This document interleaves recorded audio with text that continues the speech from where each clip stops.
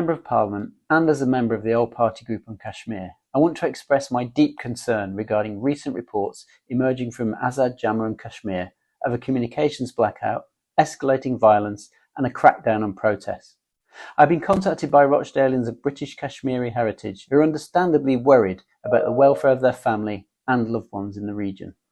I'm also concerned about reports of arrests, including those of British nationals, and a breakdown in dialogue between the Pakistani authorities and representatives of the Joint Awami Action Committee following disputes over a number of long-standing civic, governance and human rights issues.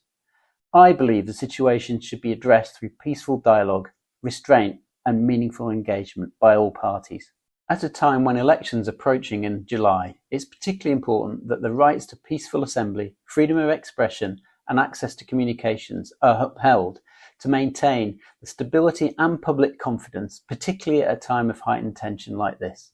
Reports of internet and mobile service disruptions, alongside concerns regarding policing, security and the right to public protest, only reinforce the need for de-escalation and constructive engagement by everyone.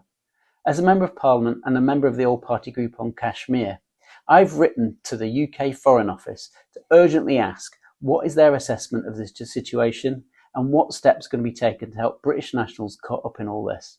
For constituents who are understandably anxious about their loved ones in the region, do contact my office on 01706 391 482 or email us on paul.waugh.mp@parliament.com.